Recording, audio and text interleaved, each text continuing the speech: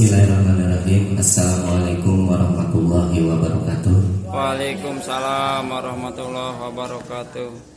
Pertama-tama saya secara pribadi mengucapkan banyak-banyak terima kasih kepada Ibu Kepala Sekolah, kemudian juga Bapak Komite, kemudian juga Bapak Ibu Guru, para siswa, juga orang tua, perwakilan orang tua siswa yang sudah hadir dalam acara pembahasan mengenai aset SDN Tanjung Jaya 1. Tetapi sebelum dimulai, nanti akan dibuka dulu oleh Ibu Kepala Sekolah untuk pengantar mengenai pertemuan ini. Saya dari calon guru penggerak, sekian dulu untuk pembukaan di awal. Nanti akan dilanjutkan oleh Ibu Kepala Sekolah, kemudian berlanjut ke pemaparan sekaligus pembahasan aset apa nanti yang akan kita kembangkan. Baik, terima kasih. Demikian, wabillahi taufiq wal hidayah. Wassalamualaikum warahmatullahi wabarakatuh. Waalaikumsalam warahmatullahi wabarakatuh. Yang terhormat Bapak Komite SDN Tanjung Jaya 1, yang kami hormati Ibu orang tua siswa, para guru SDN Tanjung Jaya yang kami banggakan, serta siswa-siswi SDN Tanjung Jaya 1 yang Ibu cintai. Hari ini hari Rabu tanggal 29 Maret 2023, alhamdulillah pada hari ini kita masih diberi kesempatan sehingga diberi kesehatan sehingga kita masih bisa berkumpul, bisa melaksanakan tugas kita sehari-hari walaupun ini dalam keadaan puasa. Bukan berarti bulan puasa itu sebagai penghalang kegiatan kita, aktivitas kita. Justru dalam bulan puasa ini kita perbanyak kegiatan sehingga mudah-mudahan setiap kegiatan kita akan mendapatkan puasa lebih cepat dikabulkan. Barangkali itu saja yang saya sampaikan. Untuk itu, untuk membuka acara ini, baiklah kita bersama-sama membaca Bismillah. Bismillahirrahmanirrahim. Kami buka acaranya. Selanjutnya silakan akan dipaparkan oleh yang bersangkutan, oleh Pak Irfan Bahrudin. Nah, di sini ada yang namanya bacaan sekolah itu suatu ekosistem. Kenapa disebut sekolah itu suatu ekosistem? Itu karena di sekolah itu terjadi suatu interaksi antara lingkungan biotik dan lingkungan abiotik. Lingkungan biotik yang seperti apa? Lingkungan biotik itu berarti kita semua yang disebut makhluk hidup. Artinya di lingkungan biotik ini, di sekolah itu ada yang namanya kepala sekolah, ibu kepala sekolah, bapak ibu guru, kemudian juga komite sekolah, orang tua siswa, dan stakeholder yang lainnya yang berkaitan dengan sekolah seperti pengawas, korwil. Nah, itu bisa dikatakan sebagai biotik. Ada juga yang disebut sebagai abiotik. Abiotik itu berarti terkait kepada sarana dan prasarana sekolah. Kemudian juga mengenai finansial atau keuangan. Ada dua dasar pemikiran. Yang pertama, kadang-kadang orang itu berpikir berbasis masalah. Yang kedua, kadang-kadang orang itu umumnya berpikir berbasis aset. Nah, lantas apa yang harus kita pegang atau kita lakukan dalam melaksanakan seluruh kegiatan yang ada di sekolah kita Di sini ada dua gambaran. Yang pertama, ketika kita berpikir berbasis kekurangan, kita pastinya nanti akan fokus pada masalah. Contoh, misalkan ketika kita akan melakukan kenaikan kelas, biasanya kegiatan tersebut membutuhkan dana-dana yang begitu besar. Ketika orang berpikir terhadap masalah, berarti masalahnya keuangan tidak ada. Bagaimana caranya seperti itu? Pastinya dengan kendala uang yang tidak. Ini salah satu ciri-ciri antara yang berpikir berbasisnya masalah atau yang berpikir berbasisnya aset. Orang yang berpikir berbasis aset, dia selalu mempertimbangkan ke dalam masa depan. Kalau yang berbasis masalah tadi teh ke masalah terus mikirnya itu. Masalahnya apa ini? Masalahnya ini. Bukan berfokus kepada solusi. Orang yang berpikir berbasis aset itu, masalah ya ada masalah, tetapi yang dipikirkan adalah solusinya. Bukan masalahnya dikeruk-keruk. Sudah, tinggalkan masalahnya, solusinya yang dikedepankan. Itu. Nah, ini ada beberapa uraian bisa dibaca oleh kita semua. Selanjutnya, karena tadi yang ada di sekolah yang perlu kita kembangkan bersama. Yang pertama, aset sekolah itu ada yang namanya modal manusia, kemudian modal sosial, yang ketiga modal politik, keempat modal agama dan budaya, kelima ada modal fisik, keenam modal lingkungan alam, dan ketujuh modal finansial. Yang pertama, ketika saya membuat presentasi ini, saya sudah sedikit mengamati Bapak Ibu. Dari modal manusia, sekolah kita, alhamdulillah, saya amati yang pertama, ibu kepala sekolah kita sudah memiliki nomor unik kepala sekolah ber-NUKS.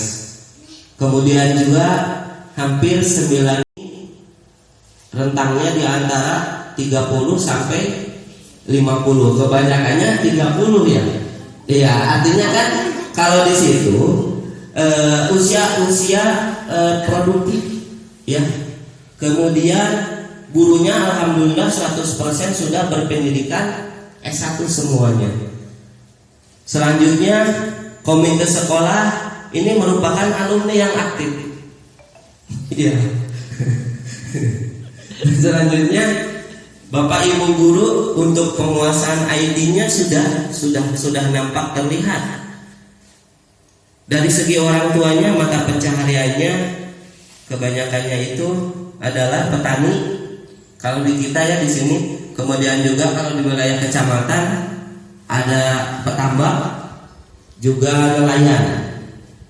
Di sini ada 5% buruh, wirausaha 10%, pedagang 15%. Rata-rata yang kita memiliki ibu kepala sekolah yang ber-NUKS, itu artinya ibu kepala sekolah ini pastinya segala kebijakan atau apapun itu akan berpihak kepada murid.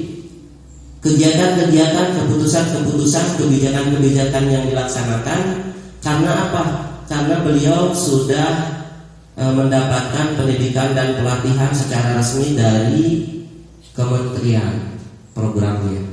Ya Bu ya, dahulu sudah ya Bu ya. Alhamdulillah Bu. Untuk selanjutnya, Bapak Ibu gurunya ketika sudah memiliki pendidikan S1 seluruhnya, artinya basic pendidikannya sudah linier semuanya. Ini linier saya lihat. Dan untuk itu berarti menjadi dasar dalam membimbing anak mengajar olahraga. Tidak guru olahraga mengajar kelas. Nah di situ tidak seperti itu. Alhamdulillah. Artinya sudah sesuai, sudah linier. Ada guru agama sesuai linearitasnya. Nah ini modal manusia. Untuk yang selanjutnya, Bapak Ibu, ada modal sosial. Modal sosial ini dukungan dan partisipasi dari warga sekitar. Kemudian juga kerjasama UMKM sekitar sekolah. Nah mungkin ranah yang ini yang kedua, kerjasama UMKM. UMKM berarti usaha menengah yang dari warga. Tetapi sebetulnya usaha menengah ini kita juga sebetulnya sudah melakukan kerjasama. Di depan ada dan toko sembako Pak Asep. Nah itu berarti kita sudah mengoptimalkan kerjasama UMKM karena selalu mendukung program-program yang ada di sekolah. Selanjutnya orang tua yang bekerja sebagai nelayan, pedagang, pekebun dan petani. Nah ini strategi pemanfaatannya bersama warga sekolah atau warga yang ada di sekitar sekolah. Dari modal sosial ini bisa kita manfaatkan untuk pemantauan perilaku siswa. Kadang-kadang kan siswa berperilaku ada yang di luar jam sekolah. Nah itu kita bisa bekerja sama, berkolaborasi dengan warga sekitar. Bahkan dulu juga pernah ada kejadian laporan dari warga tentang perilaku siswa kita. Pernah dulu ada yang melenceng dan kita bisa ceknya kerjasama dengan warga. Itu adalah modal sosial. Yang selanjutnya yang ketiga modal politik. Modal politik ini adalah sekolah kita alhamdulillah berstatus negeri. Kemudian kerjasama yang baik dengan pihak puskesmas itu rutin melaksanakan kegiatan penyuntikan ya Bapak Ibu, terutama di kelas kemarin yang sudah itu di kelas 1 yang sering di kelas 1. Untuk selanjutnya kerjasama dengan pihak kecamatan, kerjasama dengan pihak BRI itu sudah dilaksanakan dengan pihak BRI terkait masalah pencairan dana PIP ya. Tapi untuk yang tahun ini mungkin belum ada lagi seperti itu ya, belum ada yang keluar. Untuk selanjutnya kerjasama dengan pihak desa biar langsung nanti modal agama dan budaya. Modal agama dan budaya di sini kita bisa juga kolaborasi dengan para tokoh agama yang ada di lingkungan sekolah. Selanjutnya bakat dan minat kreativitas siswa yang tinggi. Terlihat dari sejarahnya Tanjung Jaya itu selalu menjuarai dalam kegiatan FLSN. Pernah dulu ya Bapak Ibu, videonya ada, fotonya aja, dokumentasinya ada, menjadi juara di tingkat kabupaten pernah kalau tidak salah. Itu membuktikan bahwa kreativitas dari siswa-siswi kita lumayan. Agama budaya di lingkungan sekolah. Nah ini ada suku Sunda, ada Jawa. Nah ini Melayu Bugis. Mungkin sedikit di sini tidak ada ya untuk Melayu dan Bugis. Rata-rata kalau di sini suku Sunda dan suku Jawa, ada juga Padang ya. Iya wajib ada Padang. Madura, Madura. Iya. Oke, selanjutnya yang kelima ada modal fisik. Nah, modal fisik ini banyak mengenai gedung sekolah. Gedung sekolah di sini ada ruang guru, ruang kelas, UKS dan lain sebagainya. Ada WC guru dan siswa, ruang lab, walaupun ini ya ruang komputer terkadang. Alhamdulillah kemarin kita melaksanakan ANBK. Nah, kemajuan yang tinggi dari SDN Tanjung Jaya 1 itu kemarin bisa melaksanakan ANBK secara mandiri. Iya, alhamdulillah. Selanjutnya ada perpustakaan yang perlu memang kita kelola dan kembangkan. Ini greenhouse itu maksudnya adalah lingkungan yang bisa kita manfaatkan untuk pelaksanaan kegiatan praktek belajar mengajar siswa. Arena olahraga ada lapang futsal, voli, badminton, kemudian lapang upacara, tempat parkir. Kita memiliki tempat ibadah atau musola, yang mana di Tempuran ini sebetulnya tidak semua memiliki musola ya Bu ya. Iya, yang memiliki musola, termasuk sekolah kita. Itu merupakan suatu kelebihan yang mana musola tersebut sebetulnya harus dimanfaatkan semaksimal mungkin dalam kegiatan aktivitas siswa dan siswi SDN Tanjung Jaya 1. Kemudian ada drainase yang baik, listrik dan internet. Internet ini sudah pasti sudah bisa menggunakan IndiHome ya Bu ya. Ya. Selanjutnya yang keenam ada modal lingkungan. Di sini kebanyakannya kita wilayahnya adalah pertanian. Akses jalan yang baik, kalau perikanan mungkin agak bergeser ke wilayah ke sebelah selatan, kalau tidak salah sebelah sana ya, ke daerah Ciparage. Objek ada di sebelah sana, di kita juga ada. Nah ini sebetulnya kalau kita telah bisa juga merupakan aset kita, di mana ketika kita lingkungannya semuanya pertanian, kita bisa memanfaatkan wilayah pertanian tersebut. Kita kaitkan dengan pembelajaran yang siswa laksanakan. Kita bisa melaksanakan praktek, di mana praktek tersebut berkaitan dengan kebiasaan-kebiasaan lokal yang ada di lingkungan sekolah, orang tuanya gitu ya. Untuk yang terakhir ini ada yang namanya modal finansial. Namun yang pasti karena kita sekolah negeri ini memiliki dana bos ya. Dana bosnya dari bos pusat, di mana semua keuangannya itu dilaksanakan untuk kegiatan dan pengembangan sekolah. Kemudian ada juga dana bos daerah, MBS. Nah ini koperasi kita memiliki kantin ya. Kita memiliki kantin yang sehat di belakang. Kemudian ada juga hasil karya siswa yang dari kelas 1 dan kelas 4 kemarin P5 ya Ibu. Kemarin kegiatannya sudah nampak. Nah, di sini masuknya ke dalam hasil karya, di mana kalau misalkan ditindaklanjuti hasil karya itu bisa juga ditanamkan ke depannya sebagai kewirausahaan. Bisa siswa untuk berdagang, berjualan seperti itu. Yang nantinya mungkin kalau sudah terbiasa dikembangkan bisa membentuk koperasi sekolah ke depannya. Kemudian di sini modal finansial ada yang namanya ikatan alumni.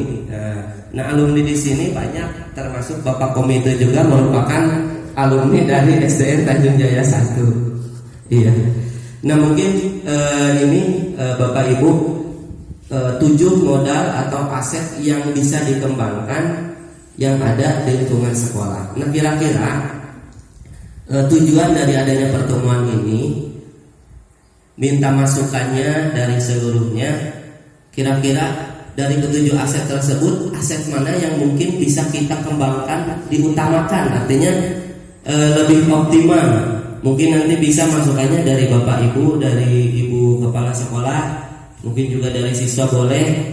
Kira-kira dari 7 tadi yang bisa saya untuk selanjutnya bisa Bapak dan Ibu menyampaikan masukannya. Terima kasih. Wabillahi taufiq wal hidayah. Wassalamualaikum warahmatullahi wabarakatuh. Waalaikumsalam warahmatullahi wabarakatuh. Sebenarnya begini, ya kadang kan saya berkeliling ke beberapa sekolah ya Bu ya. Kedisiplinan Bapak Ibu guru di sini, kemudian prestasi juga yang terlihat. Nah, sebetulnya modal manusia di sini itu lebih optimal gitu Bu. Itu yang lebih seperti itu. Artinya Bapak Ibu guru di sini juga siswa-siswanya sebetulnya sudah bisa diajak berlari dibandingkan dengan mungkin dari beberapa sekolah yang ada di Kecamatan Tempuran. Jadi kalau saya lebih fokusnya itu, kalau misalkan untuk pengembangan yang lebih optimal itu lebih baik ke apa? Iya, ke modal manusianya di mana Menyempatkan waktunya. Tadi paparan dari Pak Irfan sudah jelas banget ya, sudah jelas banget bahwa aset-aset itu perlu dikembangkan. Nah, yang paling utama, yang paling mudah dikembangkan oleh kita adalah manusia. Sudah pasti tentunya manusia yang bisa mengembangkan, yang mudah dikembangkan karena manusia punya pikiran, punya otak, mudah untuk mengembangkannya ya. Kalau lingkungan ya manusia juga kan awalnya yang akan dikembangkan oleh kita di sekolah kita di SDN Tanjung Jaya 1. Sarana prasarana sudah mendukung, tinggal manusianya ya, manusianya mau mengembangkan. Itu barangkali ya paparan dari Pak Irfan tadi. Kurang lebihnya kami mohon maaf. Baiklah, untuk acara kita tutup saja sampai di sini. Kita tutup dengan membaca hamdalah. Alhamdulillah.